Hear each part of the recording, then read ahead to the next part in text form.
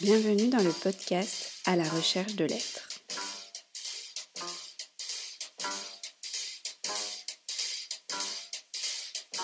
À la recherche de l'être est un podcast qui présente l'œuvre musicale d'Olivier Fillet, dont la problématique est comment concilier l'amour de l'existence avec l'ensemble des éléments tragiques de celle-ci.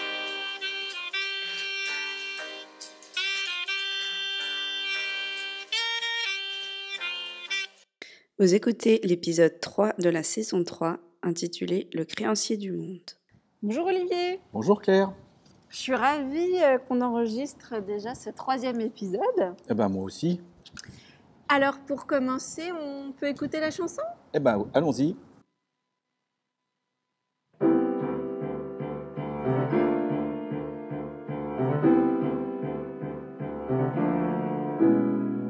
J'entends la trompe sonner la lalie. Je dois boire le calice jusqu'à la lie. Regardez celui-ci, c'est un nanti. Pourtant ce n'est qu'un abruti. Regardez celui-là, il ne mérite pas ce qu'il a.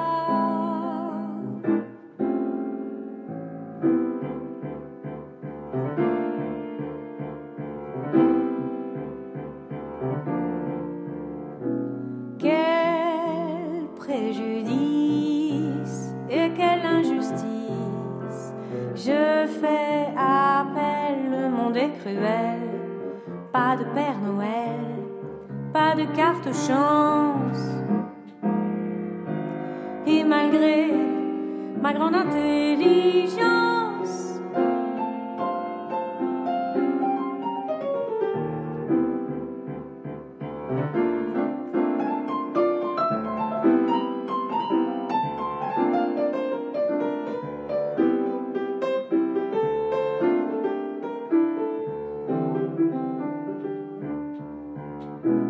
oui, à quoi bon, pas de récompense.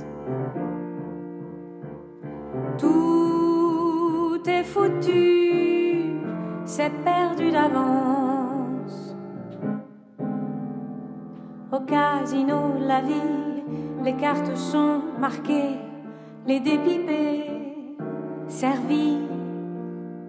C'est toujours pour les mêmes, pour moi c'est tous les jours carême.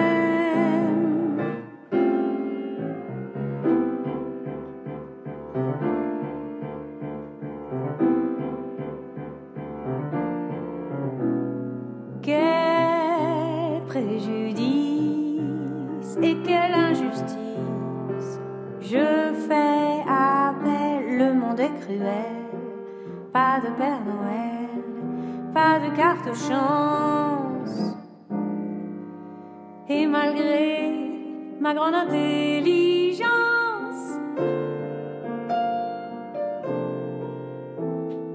au fond de moi, la voix menteur, tricheur.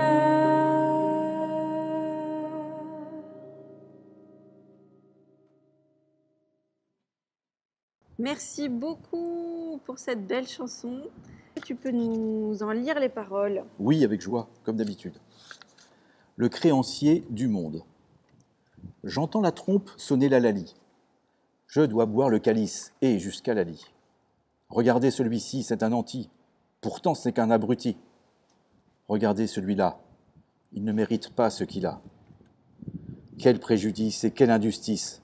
Je fais appel. Le monde est cruel. Pas de Père Noël, pas de carte chance. Et malgré ma grande intelligence. Oui, à quoi bon? Pas de récompense. Tout est foutu, c'est perdu d'avance. Au casino de la vie, les cartes sont marquées, les dés pipés. Servi? C'est toujours pour les mêmes. Pour moi, c'est tous les jours carême. Quel préjudice et quelle injustice, je fais appel. Le monde est cruel, pas de Père Noël, pas de carte chance, et malgré ma grande intelligence. Au fond de moi, la voix, menteur, tricheur. C'est encore une fois hyper puissant. Ça résonne en moi et j'ai l'impression qu'en fait, ça, c'est quand même en ce moment un peu le mal du siècle, le mal de notre, complètement. notre époque. Quoi. La France, sans entrer dans les détails, la France est typée 4 en énéagramme et c'est des gens qui ont un problème avec l'envie. Donc le français est envieux et ça nous pose un grand problème. Donc je vais, bien que j'en ai parlé pour les épisodes précédents, Légion d'honneur et la jalousie, je vais redéfinir très rapidement ce que c'est que l'envie. Hein. Donc l'envie, en fait, c'est le désir de ce qu'on n'a pas et qu'un autre possède, joint au désir d'être cet autre ou de prendre sa place. Et comme disait Aristote, c'est un chagrin que suscite en nous la prospérité ou la réussite d'autrui, hein, surtout lorsqu'on le considère comme un égal. Donc en fait, c'est une sorte de haine liée à la réussite d'autrui qui, sans entrer dans les détails, qui est liée, je pense, à aussi un problème dans l'estime de soi et qui se transforme en haine ou qui est même la haine. Et qui est en fait une passion démocratique, comme je l'ai déjà dit, parce que dans la démocratie, on est tous égaux en théorie, et donc on ne supporte pas que quelqu'un soit plus égal que soi. Comme disait la ferme des animaux, tous les animaux sont égaux, mais certains sont plus égaux que d'autres. Mais il y a un peu aussi un côté, quand tu dis, oui, je m'estime aussi intelligent, dans le sens où quelqu'un qu'on estime, entre guillemets, meilleur que soi, on va avoir moins d'envie. Oui, mais dans l'envie, c'est pour ça qu'Aristote dit que, et René Girard dit que en fait, l'envie est exacerbée par le côté égal, c'est que quand les gens sont proches, à la limite, on peut aussi passer toute une vie à côté de quelqu'un sans voir ses qualités. Hein. Comme disait un proverbe soufi, un pickpocket voit Jésus-Christ, il ne voit que des poches, en gros. Et c'est vrai que moi, et c'est pas moi qui le dis aussi, c'est Moria qui dit « Est-ce que c'est possible qu'on puisse passer toute une vie à côté de quelqu'un et ne pas voir qui c'est ?» La réponse, elle est oui. Ce que j'ai voulu montrer dans Le Créancier du Monde, c'est que même dans ces gens qui s'apitoient sur soi-même, c'est de l'envie. Alors l'envie, il ne faut pas oublier que l'envie est une émotion cachée, c'est nous-mêmes, c'est l'envieux qui s'inflige lui-même ses supplices, c'est-à-dire qu'il n'y a jamais d'agression directe. C'est pour ça que c'est très embêtant, parce qu'il ne peut pas en parler. Il subit tout seul parce que c'est lui-même qui se crée son propre emmerdement. Mais dans ce cas-là, des gens qui se disent « ouais, j'ai pas de chance, etc. C'est toujours pour les mêmes, gna, le monde est cruel », en fait, ce sont des envieux. L'envie s'exprime par la lamentation et l'apitoiement sur soi-même. Normalement, quand on entend quelqu'un pleurer et se plaindre, on ne pense pas à l'envie, on se dit « oh là là, le pauvre, il a dû avoir des problèmes, etc. » Mais quand on cherche bien, c'est quelqu'un qui s'apitoie parce qu'il a l'impression que le monde, que son mérite n'est jamais reconnu. Donc c'est aussi, en général, quelqu'un qui a tendance à se surestimer, et il rationalise. Se surestimer, ou alors juste, il pourrait le faire, mais il ne se bouge pas le cul pour le faire. Oui, moi je pense qu'on ne se rend absolument pas compte du pouvoir incroyable qu'il y a de la détermination et du travail. En fait, voilà, en travaillant, moi j'ai travaillé comme un taré toute ma vie, je suis arrivé à, bon, pas grand-chose, mais quand même j'ai fait des trucs.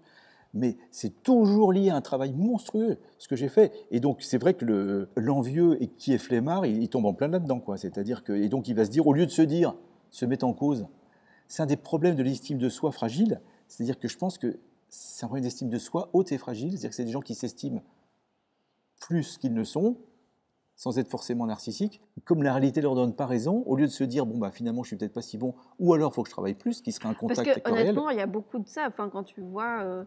par exemple, en termes de postes, etc., des gens qui disent « ah ouais, un tel poste ». Mais bien sûr. La plupart, ils pourraient l'avoir, c'est juste qu'ils n'ont pas assez bossé. Voilà, et puis aussi, tu as aussi du machisme, quand c'est une femme qui l'a, et ils trouvent des raisons qui sont pas les vraies.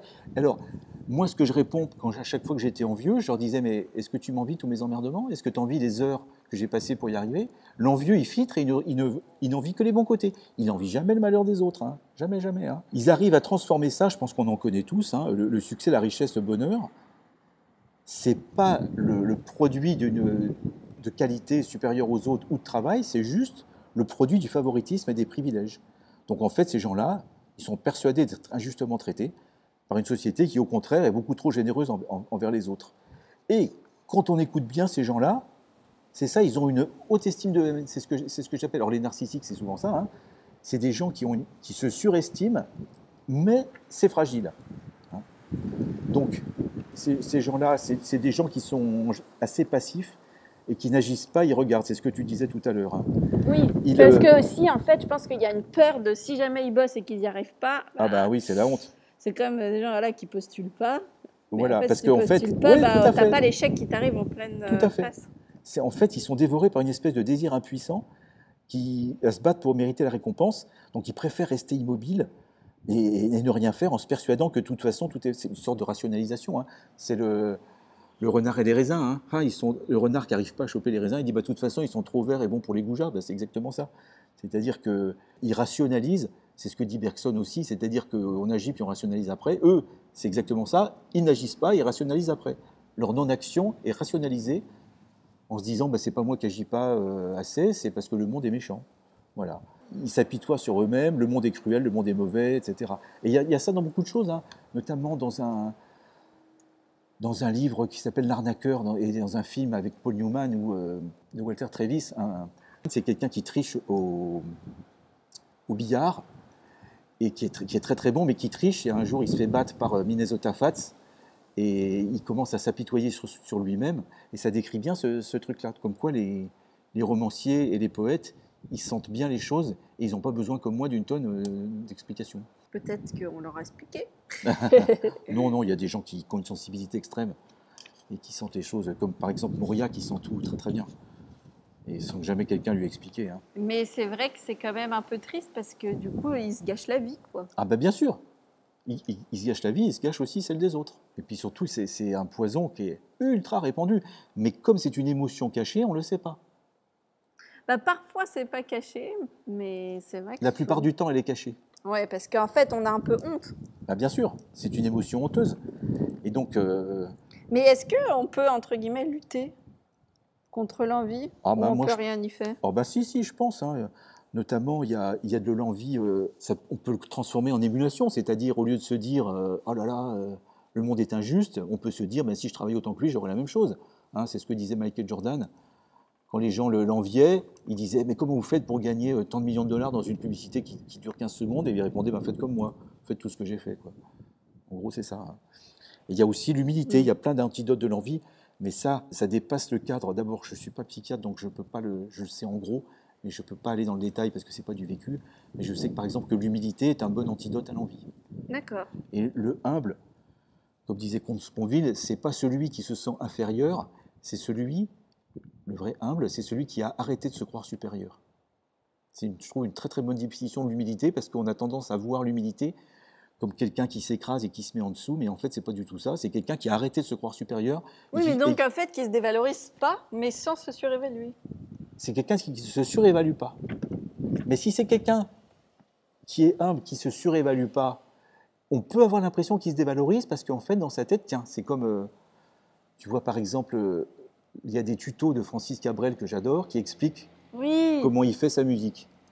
Et un jour, il y a un gars qui l'interviewe, qui lui dit « Mais vous vous rendez compte qu'il y a Rihanna qui reprend une chanson ?» Il dit « Ah bah oui, ah bon, bah voilà. » Et l'intervieweur, il ne comprend pas ça. Il dit « Mais vous êtes incroyable, on vous dit que quelqu'un a repris votre chanson, ça ne vous fait presque rien. » Il dit « Si, ça me fait, mais moi, si vous voulez, je parle à la place de Cabrel, hein, quand je me compare à d'autres, comme Dylan, qui ont fait des trucs beaucoup mieux que moi, et ben, du coup, je me sens petit. » Et c'est ça, en fait, c'est exactement ça, Francis Cabrel, c'est quelqu'un qui est humble. Il sait très très bien ce qu'il vaut, mais il sait très très bien aussi que beaucoup d'autres ont fait beaucoup mieux que lui, et en se comparant aux gens meilleurs que lui, il semble se dévaloriser, mais ce n'est pas ça du tout. Il s'estime très très bien, à sa juste valeur, simplement, il se compare à des gens bien meilleurs que lui. C'est pour ça que c'est un grand artiste, parce qu'il a toujours cette insatisfaction, et qu'il a beaucoup travaillé toute sa vie pour atteindre le niveau qu'il a. Et que s'il était... je connais quelques artistes, la plupart des très très bons que je connais, ils me disent le jour où je croirai que je suis bon, ça sera la fin des haricots. Oui, et ça, moi, j'ai souvent vu effectivement les gens très forts et ils se croient pas forts. Non. Voilà, par exemple, Bill Evans, il se croyait pas fort du tout. Il disait même, c'est une chance que j'ai pas été doué, parce que si j'avais été doué, j'aurais beaucoup moins travaillé. Comme quoi? Et c'est dingue. Parmi les 3 plus grands jazzmen que j'admire, Charlie Parker, John Coltrane et Bill Evans, c'est des gens qui travaillaient énormément, énormément. C'est d'ailleurs, je l'avais déjà dit dans un épisode précédent, moi, jusqu'à 53 ans, je croyais qu'effectivement, il y avait des gens doués, donc je n'ai jamais rien fait, et puis je l'attendais que ça vienne. Et puis un jour, j'ai lu la biographie de ces 3 personnes, et je me suis aperçu que, en fait, le talent, c'est 90% de transpiration. Donc je me suis mis au turbin et j'ai beaucoup travaillé. Ce qui m'a permis quand même de susciter aussi, curieusement, de l'envie chez certains. Alors que bon, ils ont qu'à travailler autant que moi, ils auront la même chose. C'est ce que j'allais dire. Conclusion, au travail. Voilà. Exactement. Non, mais je dis quelque chose parce que quand j'étais jeune, il y avait une honte à travailler. Les gens qui m'entouraient au lycée, ils disaient oui, moi j'ai rien foutu, etc.